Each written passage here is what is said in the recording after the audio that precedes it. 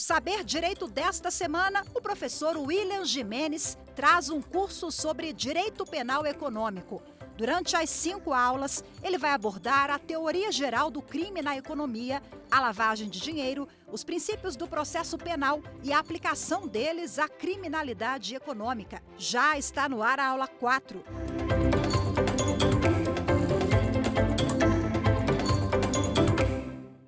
Olá, queridos amigos, queridas amigas. Este é o programa Saber Direito e hoje nós vamos analisar alguns aspectos fundamentais, alguns aspectos importantes do processo penal aplicado à criminalidade econômica, ao direito penal econômico. Isso é importante, à primeira vista, porque, na verdade, o processo penal e o direito penal econômico desafiam o processo penal econômico e o direito penal econômico desafiam o direito penal clássico e o direito processual clássico. Antigamente, antes de nós concebermos o direito penal econômico, nós tínhamos um processo penal, nós tínhamos uma cooperação jurídica internacional, por exemplo, que só tratava da expedição de carta rogatória para citação e para extradição. Hoje, por exemplo, nós temos um processo penal que é mais voltado à criminalidade econômica. Hoje, por exemplo, nós temos a possibilidade da expedição de cartas rogatórias para determinação de sequestro e arresto de bens. Nós temos os acordos de colaboração premiada, a justiça penal negocial. Então, nós temos diversas peculiaridades e particularidades do processo penal que se aplicam especificamente, ao processo penal econômico, aplicado à criminalidade econômica. Muito bem.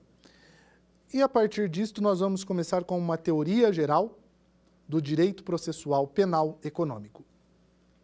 Podemos dizer, queridos amigos e amigas, que o processo é um caminho para o exercício do munus estatal do ius puniendi. O que isto significa? Nós já dissemos que o munus é o poder-dever do Estado, o munus do exercício do ius puniendi é o poder-dever do Estado para aplicar, no caso concreto, a sanção penal. Então, o processo, nós como vivemos em um Estado democrático de direito, pressupõe que este caminho seja um caminho que preveja uma concatenação de atos com uma finalidade. A finalidade é o exercício do ius puniendi estatal.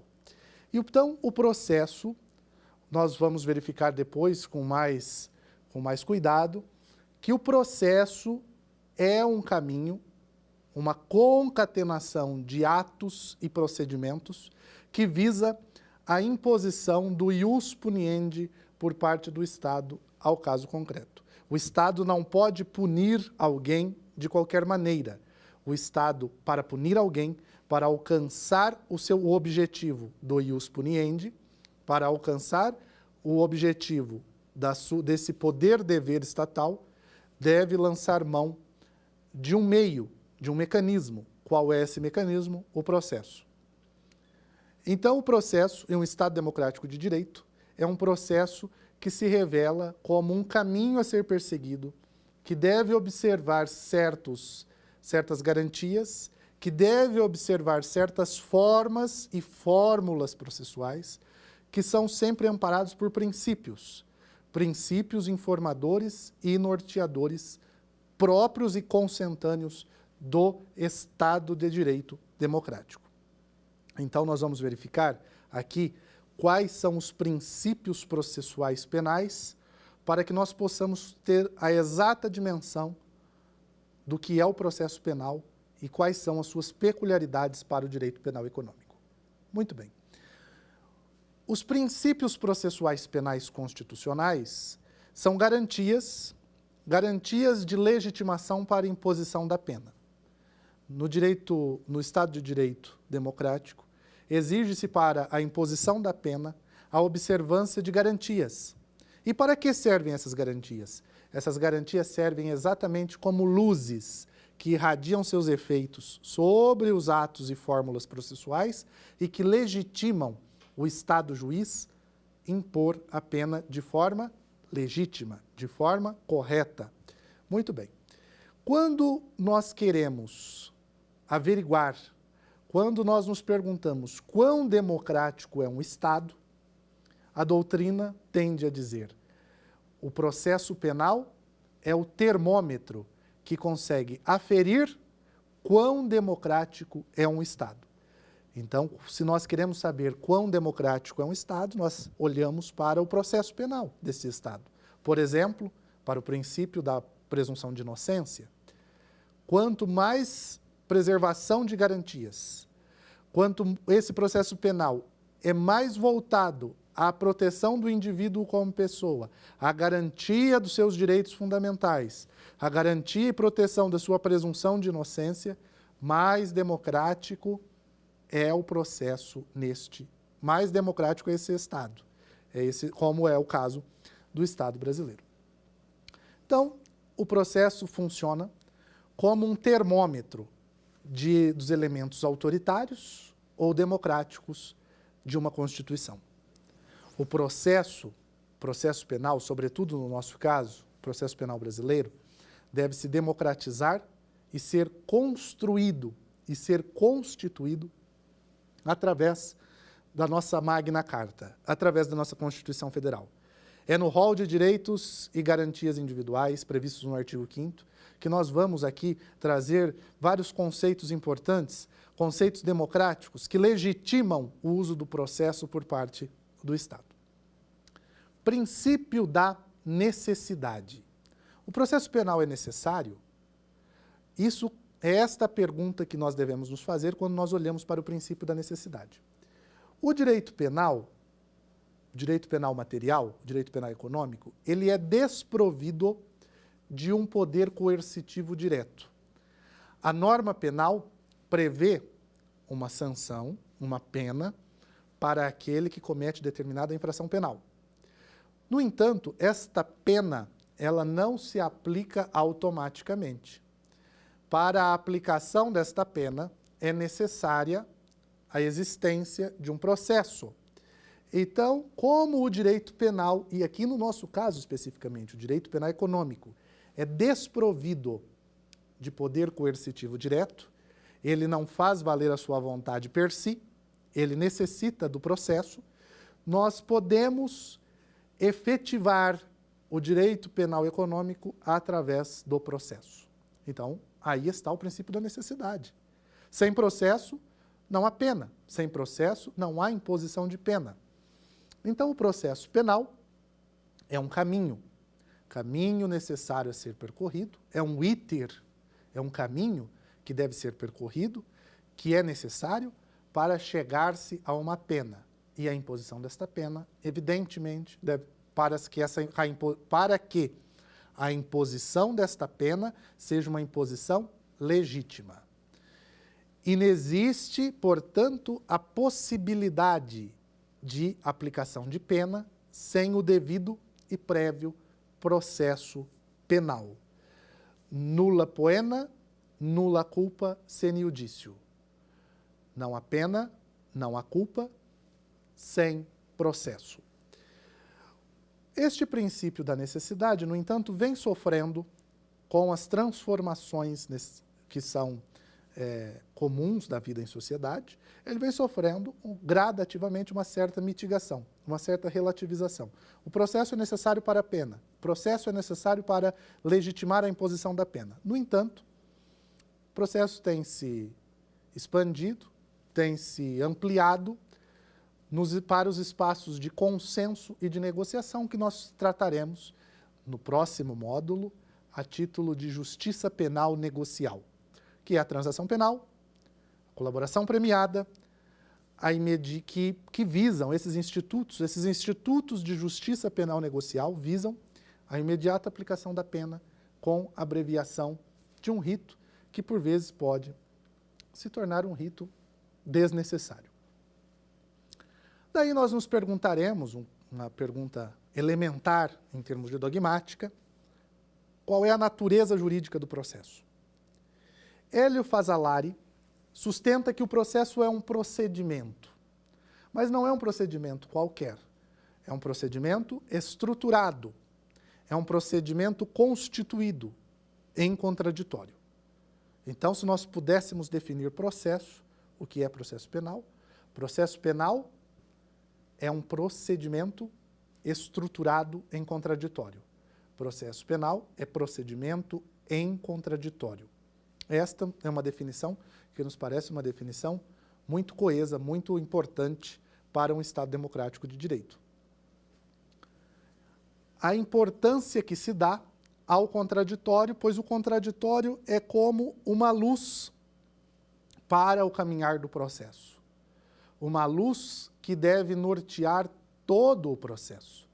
O contraditório deve orientar todos os atos do procedimento até que se obtenha o provimento jurisdicional final, que é a sentença ou o acórdão.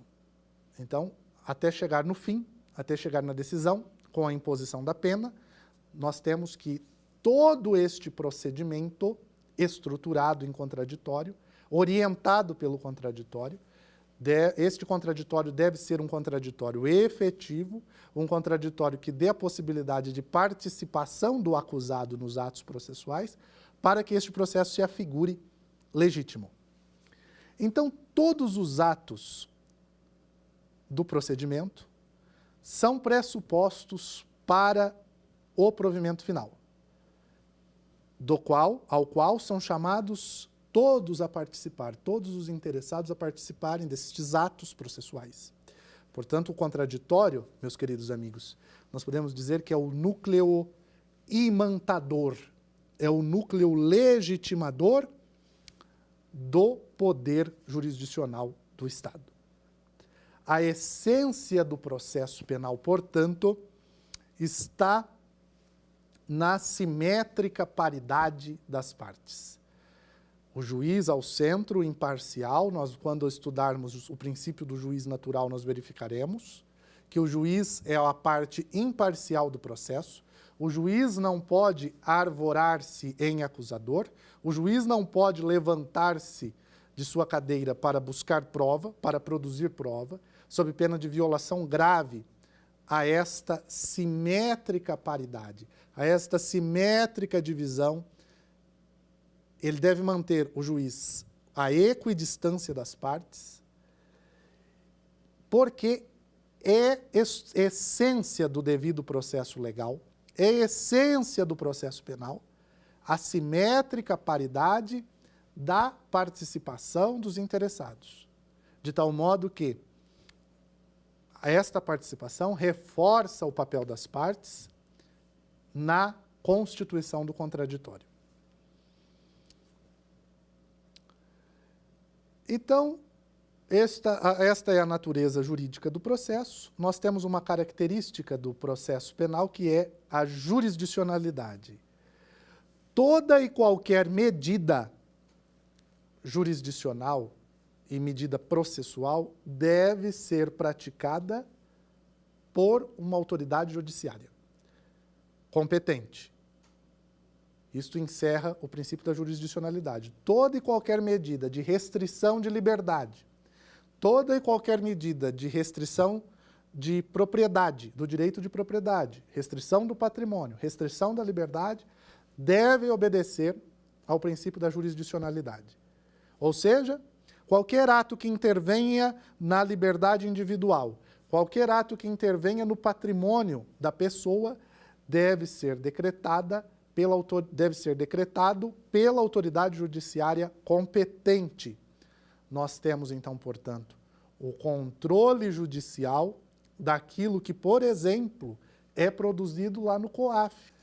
Então, portanto, há necessidade do controle judicial das medidas que são praticadas, por exemplo, no inquérito policial, das medidas que são praticadas administrativamente. Então, nós temos a necessidade da reserva de jurisdição pelo princípio da jurisdicionalidade. Toda restrição que é feita ao patrimônio ou à liberdade dos cidadãos deve necessariamente se passar pelo crivo do princípio da jurisdicionalidade e deve ser decretada pela autoridade judiciária competente. Muito bem. Princípio acusatório. O processo penal, ele é informado no Estado democrático brasileiro, no Estado de Direito democrático brasileiro. É previsto o princípio acusatório. O princípio acusatório, ele assegura todo o sistema acusatório. E em que consiste o princípio acusatório? O princípio acusatório, ele efetivamente prevê a separação das funções daquele que vai julgar e as funções daquele que vai acusar. Ele se contrapõe diametralmente ao princípio inquisitório. O princípio inquisitório reúne-se na mesma pessoa a figura do juiz inquisidor, ou seja, do juiz que acusa e julga ao mesmo tempo.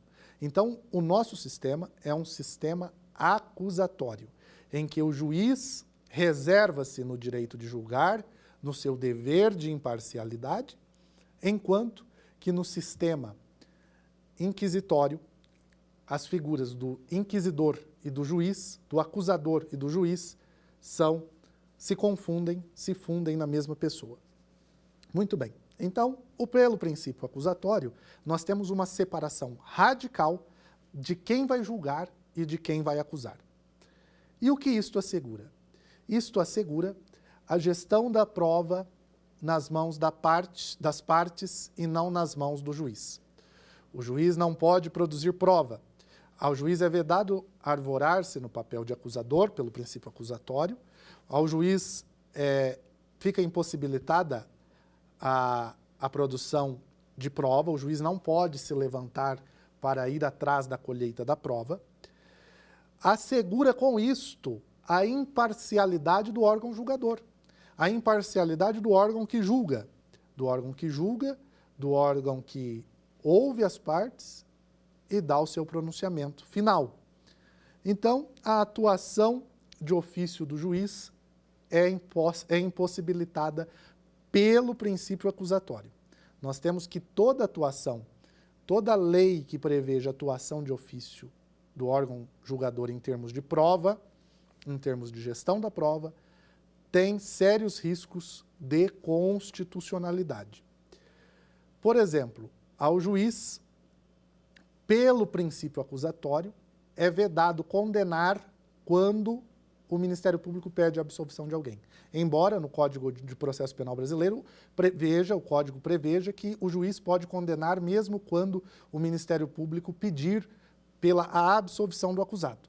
Ocorre que nós entendemos que pelo princípio acusatório, e parte da doutrina também entende, que esta disposição é inconstitucional, porque o juiz não pode arvorar-se na gestão da prova, o juiz não pode valer-se da gestão da prova.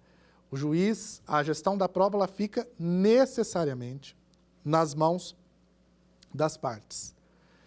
Nós temos também a figura do cross-examination, prevista no artigo 212 do Código de Processo Penal, em que as partes, o debate com as testemunhas, as questões dirigidas às testemunhas são feitas diretamente pelas partes e ao juiz cabe somente ao final, se ainda tiver dúvida, fazer algum esclarecimento, proceder com algum esclarecimento.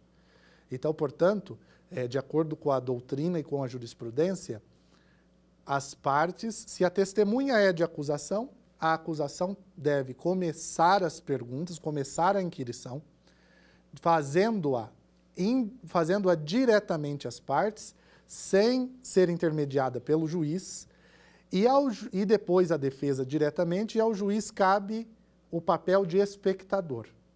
E só pode fazer perguntas, isso não veda a possibilidade do juiz fazer perguntas. Ele poderá fazer perguntas, mas somente ao final, se ainda lhe pairar algum ponto de dúvida.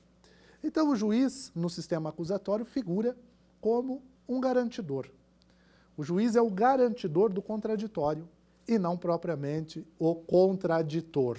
O juiz é o assegurador dos direitos e garantias fundamentais do acusado. O juiz não pode ser ele mesmo o contraditor. Então, isso nos faz levar a efeito uma recusa ao ativismo judicial, que é característico do sistema inquisitório. princípio muito importante também para o direito processual penal é o princípio da presunção de inocência. A presunção de inocência, como nós falamos no início, se nós queremos analisar quão democrático é um Estado, nós olhamos para a presunção de inocência, nós olhamos para o processo penal e nós começamos a ver como este Estado, nós passamos a ver como este Estado regulamenta, como esse Estado processa e condena os acusados de crimes.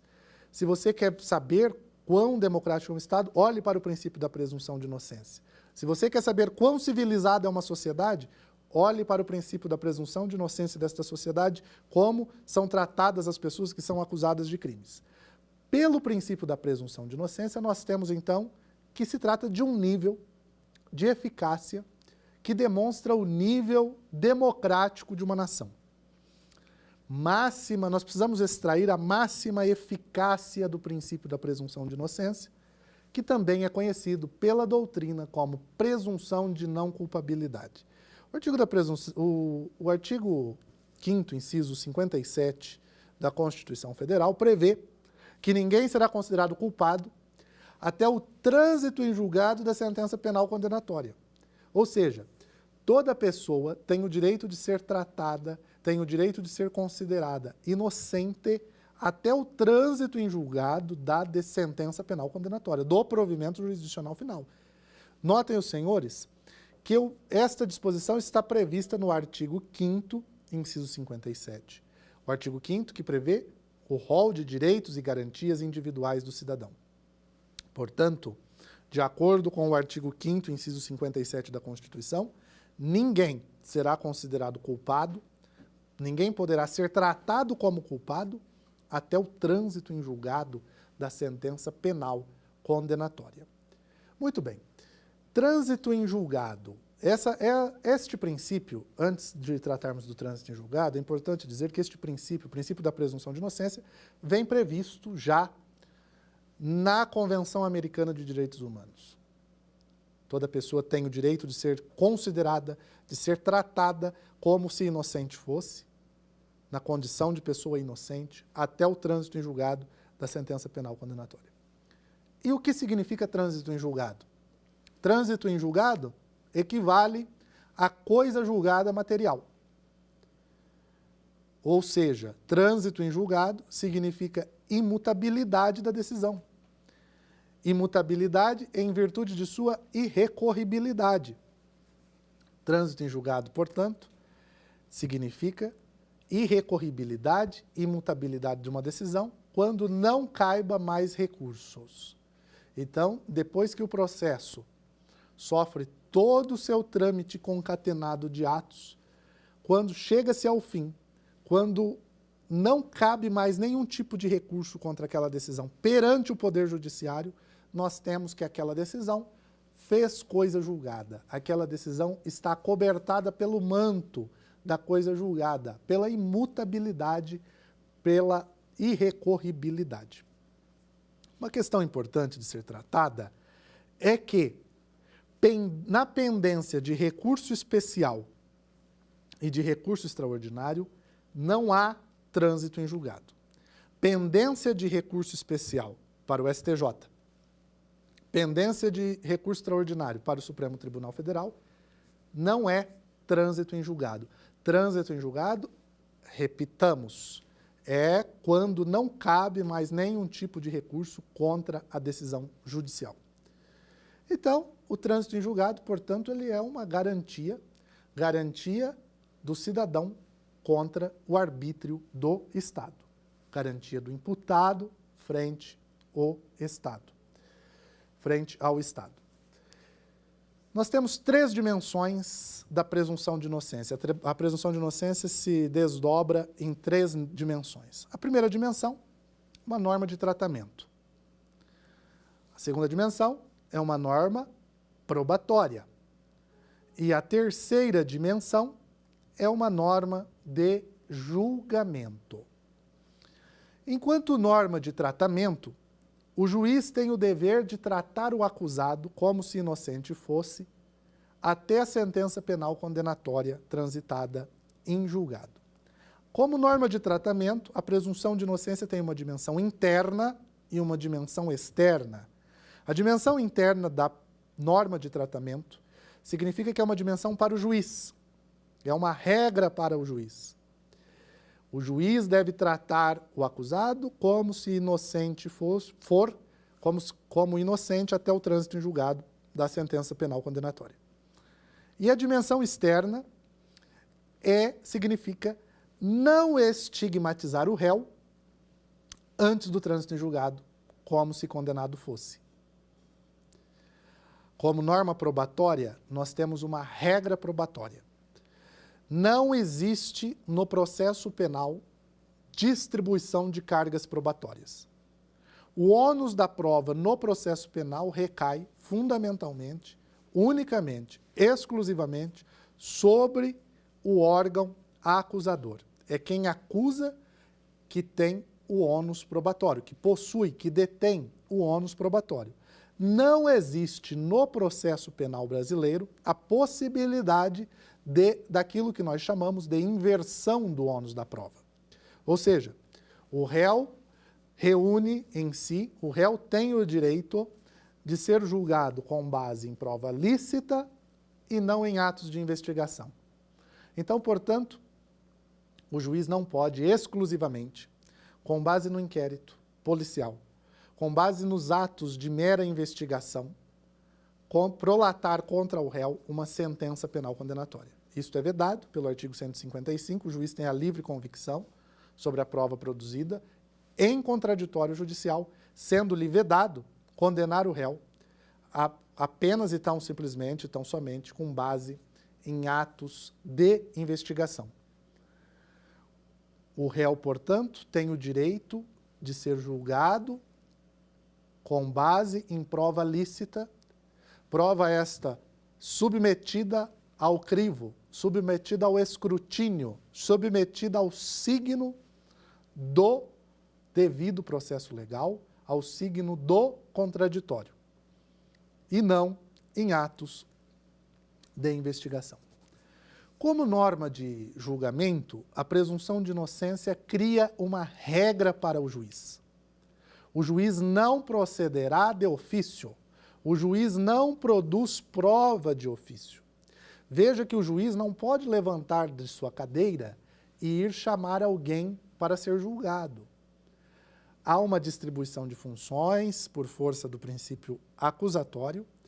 Ao juiz cabe julgar, mas o juiz não pode proceder de ofício. O juiz não pode produzir prova de ofício. Como norma de julgamento, nós temos, portanto, que a absolvição de todo e qualquer acusado se dá pela incidência do princípio que nós conhecemos bem, o princípio do indúbio pro réu. Ou seja, o réu tem direito de ser julgado e de não ser condenado sem que a decisão esteja acima de qualquer dúvida razoável, ou seja, a prova tem que ser produzida com qualidade.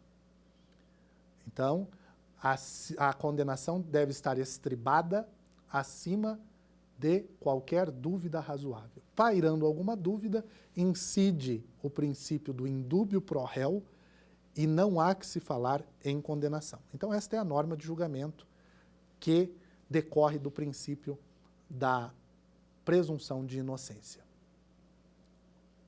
Em caso de dúvida, portanto, não pode o juiz condenar. A doutrina também traz aquilo que nós chamamos de estándar probatório. Ou seja, o que é estándar probatório? O estándar probatório é o grau de confirmação da hipótese acusatória. O grau mínimo de prova exigido para que alguém seja condenado. O quanto de prova é necessário para que alguém seja condenado. O grau de confiança, dizem os doutrinadores, que o estándar probatório é o grau de confiança que a sociedade crê para o juiz decidir. Então, nós temos a presunção de inocência, que é uma garantia constitucional, está no rol do artigo 5º, direitos e garantias fundamentais do cidadão. é uma garantia constitucional que tensiona com as prisões cautelares.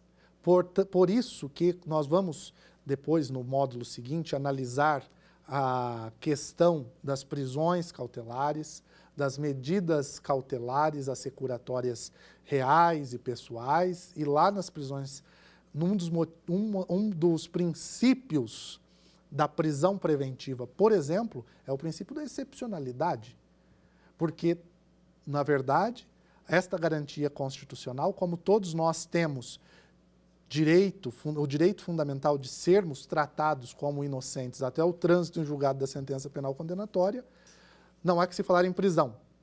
Prisão só excepcionalmente no caso de prisões cautelares obedecidos os requisitos necessários para tanto. Muito bem.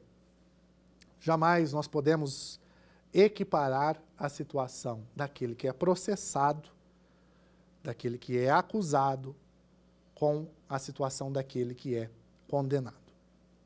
Pois bem, devido processo legal. Este é um princípio também de extrema importância. O princípio do devido processo legal se desdobra no princípio da ampla defesa e do contraditório. De processo devido, processo legal, processo constitucional é aquele processo que prevê todas as fórmulas prescritas em lei e, portanto, observa uma ampla defesa e o contraditório.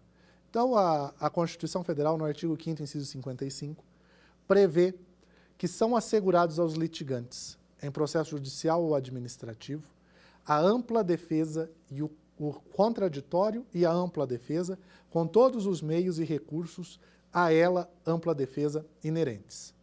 Então, o que é contraditório? Contraditório, queridos amigos e amigas, é o direito de se contrapor. É o direito de que todo acusado tem e o dever do juiz de tratar igualmente as partes. Ou seja, igualdade cognitiva, igualdade de informação. O acusado, o contraditório significa, se divide em um binômio, informação e reação. Contraditório, portanto, é a possibilidade de ser informado, igualdade cognitiva, o acusado tem direito de informação, de saber o que está acontecendo, e de participação, igualdade de tratamento. Como nós verificamos no início, o processo é um procedimento estruturado fundamentalmente em contraditório, então o processo é íncita do processo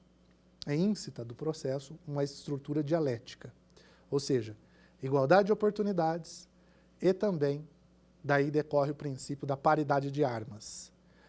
O acusado tem o direito de lançar mão de todos os meios e recursos que lhe sejam possíveis, tal qual o Ministério Público. Então, daí decorre o princípio da paridade de armas. Hélio Fazzolari, como nós vimos, diz que o processo é estruturado em contraditório.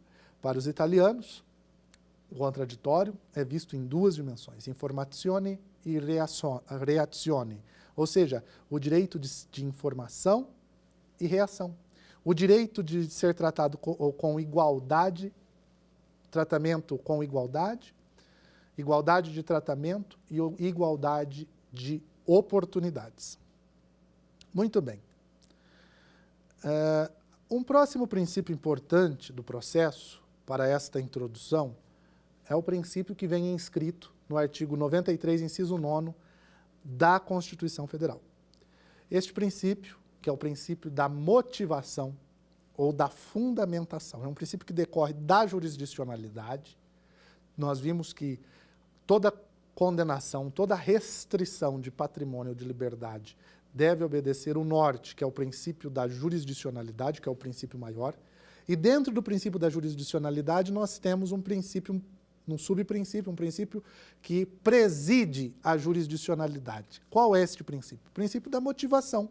O princípio da motivação das decisões judiciais. O dever de fundamentar, o dever do juiz explicitar em sua decisão quais são os motivos pelos quais ele está tomando aquela decisão de condenar alguém. Este é o princípio que está inscrito no artigo 93, inciso 9º da Carta Magna, que dispõe: todas as sessões do Poder Judiciário serão públicas e fundamentadas as suas decisões. Por este princípio, nós temos a possibilidade de fazer o controle de racionalidade da decisão. O juiz não pode condenar porque quer. Pelo princípio da motivação, pelo controle de racionalidade, nós temos que fica impossibilitado o juiz absolver quem ele gosta e condenar quem ele não gosta, apenas por estes fundamentos. Então, pelo controle de racionalidade, que decorre do princípio da motivação ou fundamentação das decisões judiciais, nós temos que o juiz, a decisão judicial deve ser devidamente fundamentada, para que o juiz demonstre, no caso concreto, qual é a prova lícita que o conduz a tomar a decisão de eventualmente condenar alguém ou absolver alguém. Então, o princípio da motivação ou da fundamentação das decisões judiciais nos dá uma dimensão de racionalidade, racionalização da decisão. Eu consigo ter um controle social da própria decisão judicial. A sociedade, ao ler um pronunciamento judicial, consegue verificar os motivos pelos quais fizeram com que o juiz condenou ou absolveu alguém. O Estado juiz, por que o Estado juiz tomou aquela decisão no caso concreto. Muito bem. A decisão judicial, queridos amigos e amigas, não pode ser um mero silogismo jurídico. A decisão não pode partir de uma premissa maior e menor. Praticou esta conduta, este é o crime, amoldou-se a conduta, portanto condeno. A decisão judicial não pode ser apenas um silogismo. A decisão judicial ela precisa ser devidamente fundamentada. E a fundamentação efetiva, a motivação efetiva, ela decorre de previsão legal e obriga o juiz a levar a efeito uma fundamentação que não seja uma motivação ou uma fundamentação meramente formal. Isto faz com que, impede que o juiz faça o que ele quiser. O juiz não pode fazer o que ele quiser, ele está vinculado à lei, há uma vinculação do juiz à lei, não é possível decisionismo antidemocrático, o juiz não pode, por exemplo, decidir contra valores fundamentais estabelecidos na própria Constituição. A decisão é, portanto, um equilíbrio. A motivação das decisões judiciais, o princípio da fundamentação das decisões judiciais, vem efetivamente a prestigiar isto. Decisão é equilíbrio, é aquilo que nós chamamos de distinguishing, ou seja, nós fazemos a devida adequação entre a norma e o caso concreto. Pelo princípio da motivação, o juiz está vinculado à lei. Não pode decidir como quiser, não pode absolver quem ele gosta e condenar quem ele não gosta. Ele precisa fazer um distinguishing entre a norma e o caso concreto e, portanto, a vinculação à lei se dá dentro do marco de legalidade e de prova. O juiz não pode decidir contra a lei e o juiz não pode decidir exclusivamente em atos de mera investigação. Então, para condenar, é preciso obedecer à lei e, segundo, obedecer à prova lícita produzida sob o signo do contraditório. É importante dizer que a fundamentação das decisões judiciais servem a todas as decisões judiciais. É exigida a fundamentação para a sentença, que é o ato jurisdicional fundamental. Sentença ou acórdão condenatórios devem ser devidamente motivados. E também as decisões interlocutórias. As decisões pelo princípio da jurisdicionalidade. Como o juiz não pode, é direito fundamental de todo aquele que tem a sua liberdade atingida pelo poder do Estado, ou tem os seus bens atingidos por uma decisão do Estado, é dever do Estado motivar, é dever do Estado juiz motivar a decisão. Não só a sentença, não só a decisão condenatória, não só a decisão final, mas também as decisões interlocutórias, como, por exemplo, as decisões interlocutórias que decretam busca e apreensão, as decisões interlocutórias que decretam sequestro, arresto e, portanto, é dever de fundamentação. Nós temos o Código de Processo Penal prevê que considera-se não fundamentadas, a partir do artigo 315, vamos fazer a leitura do artigo 315.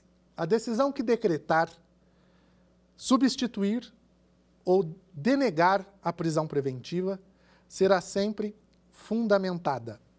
Então, portanto, o artigo 315 do Código de Processo Penal estabelece que toda decisão judicial, inclusive as decisões interlocutórias, as decisões que decretam medidas assecuratórias, medidas cautelares, devem ser devidamente fundamentadas.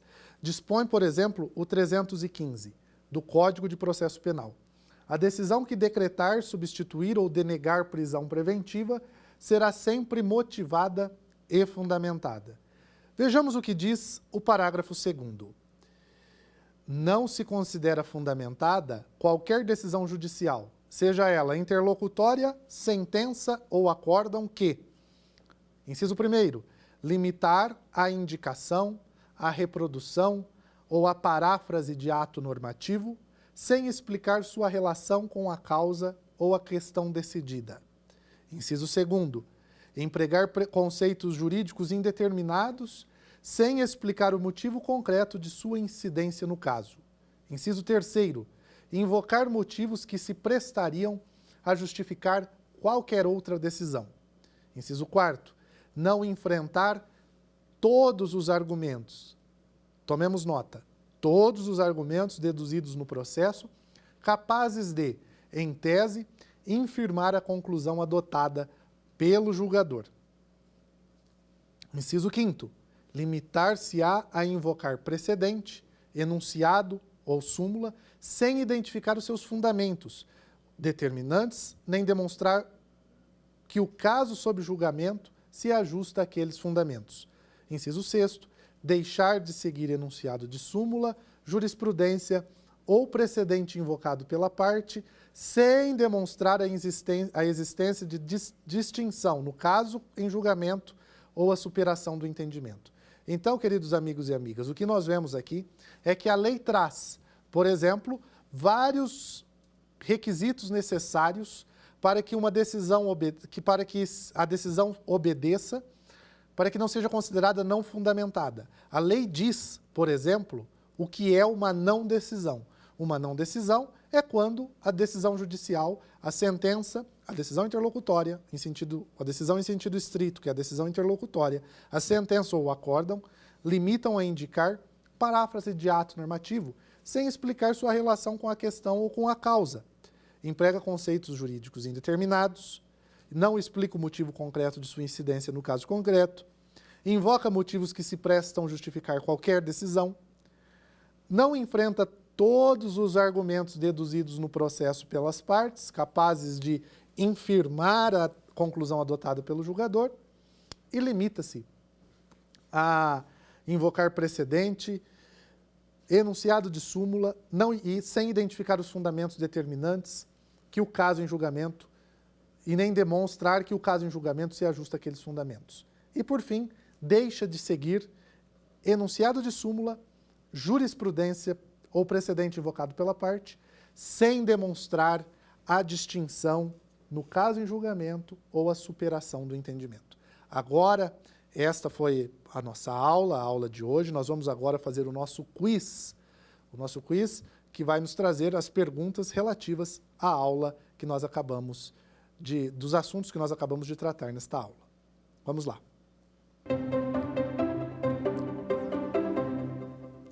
São princípios do processo penal, exceto A. Juiz natural, B.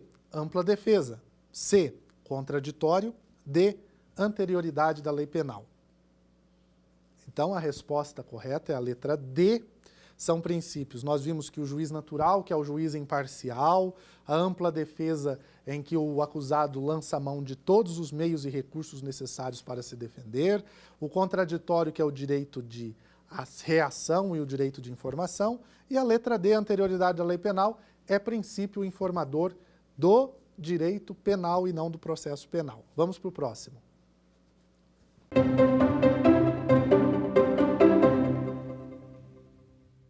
O processo penal brasileiro é caracterizado por ser um processo inquisitório, autoritário, que concentra nas mãos do juiz a função de acusar e julgar, acusatório, em que se separam as funções de julgar e acusar.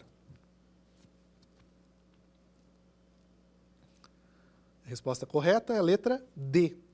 O processo penal brasileiro é caracterizado por ser um processo acusatório em que se separam as funções de julgar e as funções de acusar. Nós vemos que não é um processo inquisitório.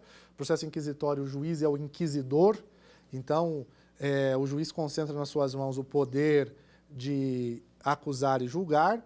Processo autoritário, não, nós vimos que o processo penal brasileiro é um processo democrático, de acordo com o Estado Democrático Brasileiro, de direito. Letra C, que concentra nas mãos do juiz as funções de acusar e de julgar. Não, esta é uma marca fundamental do processo inquisitório. E letra D é a letra alternativa correta, acusatório, em que se separam as funções. O juiz julga e um órgão acusa, um outro órgão que não seja o juiz. Muito bem, vamos para o próximo.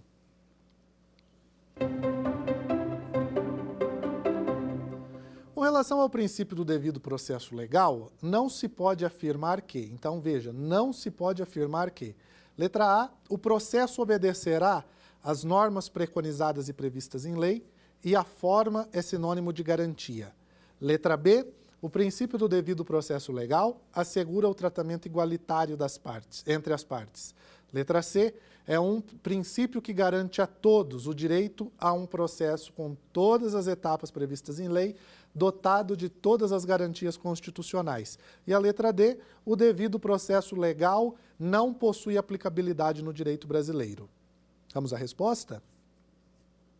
A resposta é a letra D. A Constituição Federal assegura, sim, o devido processo legal. O devido processo legal é aplicado no direito brasileiro e ele obedece às normas preconizadas e previstas em lei. A forma é sinônimo de garantia. Devido processo legal assegura, por intermédio do contraditório, o tratamento igualitário das partes.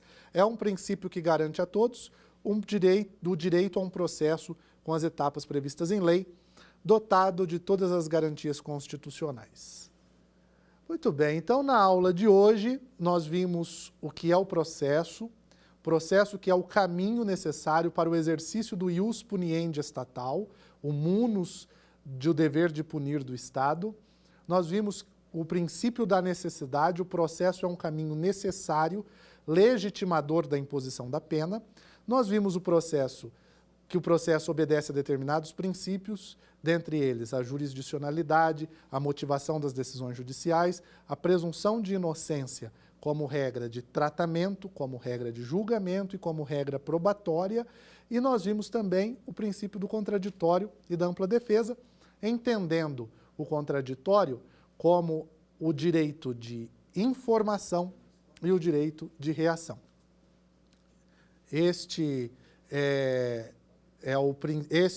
Nesta aula de hoje, nós verificamos, portanto, que o processo é um termômetro para se verificar quão democrático é um Estado, e se nós queremos olhar para o processo civilizatório de um Estado, basta que nós olhemos como a sociedade ou como aquela nação prevê o princípio da presunção de inocência, como aquela sociedade ou aquela nação encara o princípio da presunção de inocência, e a forma é garantia. Eu acho que esta é a conclusão, queridos amigos, que nós chegamos. Toda forma processual é sinônimo de garantia. Há princípios constitucionais que estão na Constituição, nós verificamos o que dispõe o artigo 5º, princípio do devido processo legal, princípio da ampla defesa e do contraditório, o princípio da presunção de inocência, princípio da motivação das decisões judiciais. Nós vimos também, pelo artigo 315, parágrafo 2º do Código de Processo Penal, que toda decisão, seja ela sentença, decisão em sentido estrito, que é a decisão interlocutória, ou acórdão, devem ser devidamente fundamentadas e motivadas, e nós vimos as causas de não fundamentação, que estão previstas no parágrafo 2º e em seus incisos do artigo 315 do Código de Processo Penal. Esta foi a nossa aula. Eu espero você na nossa próxima aula, que nós trataremos de medidas cautelares e medidas assecuratórias, medidas cautelares reais e pessoais. Este é o Saber Direito, e você está na TV Justiça. Eu espero você. Quer dar alguma sugestão de tema para os cursos do Saber Direito? Mande um e-mail para a gente, saberdireito@stf.jus.br, ou entre em contato pelo WhatsApp. O número é esse que aparece na sua tela. Você também pode estudar pela internet. Acesse o nosso site tvjustiça.jus.br ou pode rever as aulas no canal do YouTube TV Justiça Oficial.